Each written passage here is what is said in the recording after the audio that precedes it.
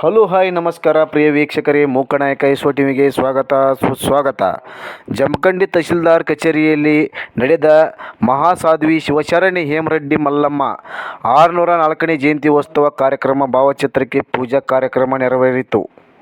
ನಂತರ ಅನಿಲ್ ಬಡಿಗೇರ್ ತಹಶೀಲ್ದಾರ್ ಸಾಹೇಬರು ಜಮಖಂಡಿ ಮಹಾಸಾಧ್ವಿ ಶಿವಶರಣೆ ಹೇಮರೆಡ್ಡಿ ಮಲ್ಲಮ್ಮ ಬಗ್ಗೆ ಮಾತನಾಡಿ, ನಂತರ ಗಿರಡ್ಡಿ ಸರ್ ಮಾತನಾಡಿದರು ಮತ್ತು ಡಾಕ್ಟರ್ ವಿಜಯಲಕ್ಷ್ಮಿ ತುಂಗಳ ಮಾತನಾಡಿದರು. ವೇಮ ವಿಕಾಸ ವೇದಿಕೆ ಅಧ್ಯಕ್ಷರು ಡಾಕ್ಟರ್ ಆರ್.ಎನ್. ಸೋನಾಲ್ಕರ್, ಉಪಾಧ್ಯಕ್ಷರು ಮಲ್ಲಪ್ಪ ನಾಗರೆಡ್ಡಿ, ಪ್ರಧಾನ ಕಾರ್ಯದರ್ಶಿ ರಮೇಶ್ ಪಾಟೀಲ್, ಕಾರ್ಯದರ್ಶಿ ಶಿವಾನಂದ ಪಾಟೀಲ್, ಎಲ್.ಆರ್. ಉದುಪುಡಿ, ನಿಕಟ ಪೂರ್ವ ಅಧ್ಯಕ್ಷರು doctor T B. Giraddi, doctor NV.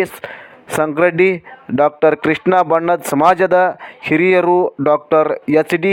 ದೊಡ್ಡಿ ಸಮಾಜದ ಹಿರಿಯರು, ಪ್ರಕಾಶ್ ಚೌರಡ್ಡಿ, ವಕೀಲರು ಬಸಪ್ಪ ಗಿರೇಗಾವಿ, ಅಶೋಕ್ ಶಂಕರೆಡ್ಡಿ, ಕುಮಾರ್ ತಿಮ್ಮಾಪುರ್, ಪಿ.ಎಚ್. ಪೂಜಾರಿ ವಕೀಲರು, ಲಕ್ಷ್ಮಣ್ ನಿಂಗನಗೌಡ, ಹನುಮಂತ ಭಟ್ಕುರ್ಕಿ ಹಾಗೂ ತಹಶೀಲ್ದಾರ್ ಆಫೀಸ್ ಸಿಬ್ಬಂದಿ ವರ್ಗದ ಸಮಾಜದ ಮುಖಂಡರು ಭಾಗವಹಿಸಿದರು.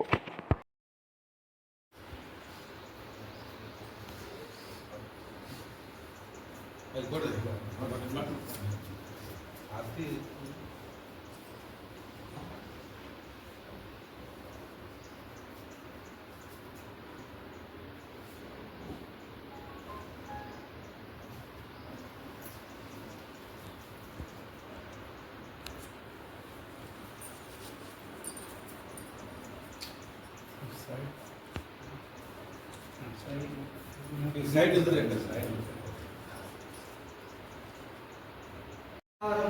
ಸಂಸಾರ ಸಾರಂ ಗ್ರಹಾರಿ ಸದಾ ವಸಂತಂ ಹೃದಯಾರವಿಂದೇ ಭವಂ ಭವಾಮಿ ಸಹಿತಂ ನಮಾಮಿ ಆರತಿಕಂ ಸಮರ್ಪಯಾಮಿ ಶ್ರೀ ಗುರುಭ್ಯೋ ನಮಃ.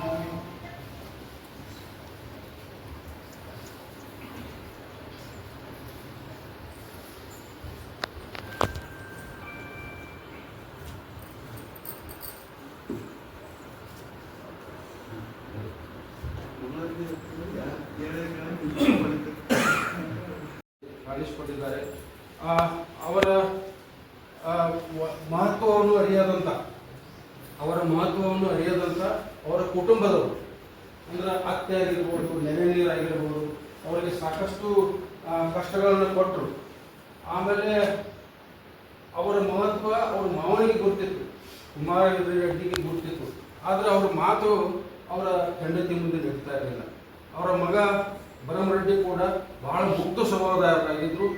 ಅವರ ಒಂದು ಸದ್ಗುಣವನ್ನು ದುರುಪಯೋಗಪಡಿಸಿಕೊಂಡು ಅವರ ಕುಟುಂಬದವರು ಈ ಮಹಾಸಾಧ್ವಿ ಹೇಮರೆಡ್ಡಿ ಮಲ್ಲಮ್ಮ ಜಯಂತ್ಯೋತ್ಸವದ ಶುಭಾಶಯಗಳನ್ನು ತಿಳಿಸ್ತಾ, ಇವತ್ತಿನ ದಿನ ನಮ್ಮ ತಾಲೂಕು ಆಡಳಿತದ ವತಿಯಿಂದ ಸಮಾಜದ ಹಿರಿಯರು, ಮುಖಂಡರು, ನಮ್ಮ ಸಿಬ್ಬಂದಿ ವರ್ಗದವರು, ಜೊತೆಗೆ ಪತ್ರಿಕಾ ಬಳಗದವರು ಎಲ್ಲರ ಒಂದು ಸಮ್ಮುಖದಲ್ಲಿ ನಾವು ಇವತ್ತಿನ ದಿನ ಮಹಾಸಾಧ್ವಿ ಹೇಮರೆಡ್ಡಿ ಮಲ್ಲಮ್ಮ ಅವರ ಜಯಂತ್ಯೋತ್ಸವವನ್ನು ಆಚರಿಸ್ತಾ ಇದ್ದೇವೆ.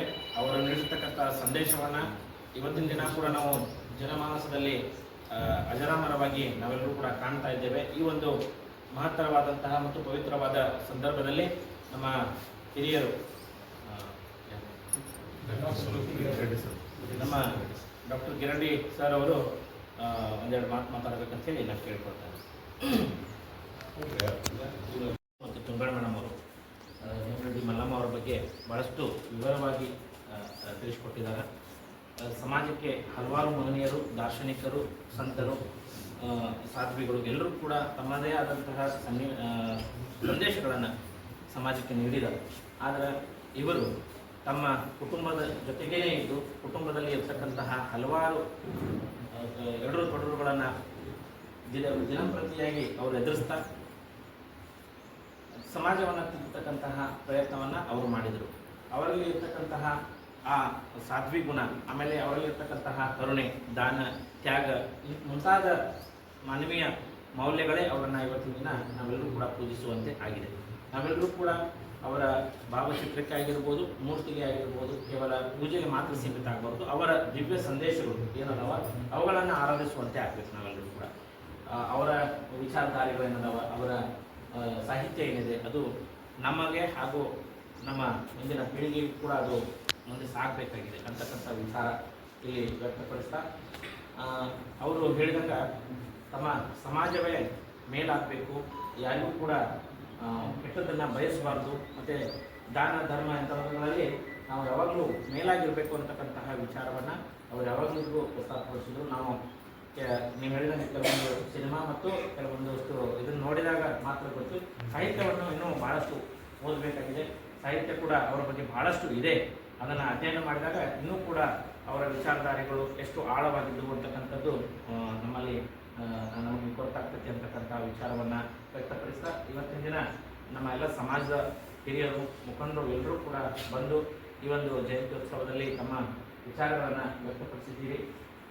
ಹಾಗೆ ತಮ್ಮ ಎಲ್ಲರ ನಮ್ಮ ಪತ್ರಿಕಾ ಬಳಗದವರಾಗಿರ್ಬೋದು, ನಮ್ಮ ಸಿಬ್ಬಂದಿ ವರ್ಗದವರಾಗಿರ್ಬೋದು, ಎಲ್ಲರೂ ಕೂಡ ಬಂದು ಈ ಕಾರ್ಯಕ್ರಮವನ್ನು ಅತ್ಯಂತ ಸರಳವಾಗಿ ಮತ್ತು ಅರ್ಥಪೂರ್ಣವಾಗಿ, ನಾವು ಕಾರ್ಯಕ್ರಮವನ್ನು ಅದ್ದೂರಿ ಮಾಡೋದರಲ್ಲಿ ಇದನ್ನಿಲ್ಲ, ನಾವು ಯಾವಾಗಲೂ ಅದನ್ನು ಅರ್ಥಪೂರ್ಣವಾಗಿ ಗೌರವಪೂರ್ಣವಾಗಿ ಮಾಡಬೇಕು.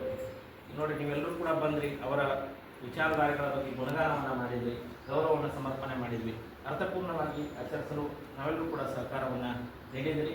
ತಮ್ಮೆಲ್ಲರಿಗೂ ಕೂಡ ನಮ್ಮ ತಾಲೂಕು ಆಡಳಿತದ ವತಿಯಿಂದ ನಮ್ಮ ಧನ್ಯವಾದಗಳನ್ನು ಸಲ್ಲಿಸ್ತಾ ಇದ್ದೀವಿ.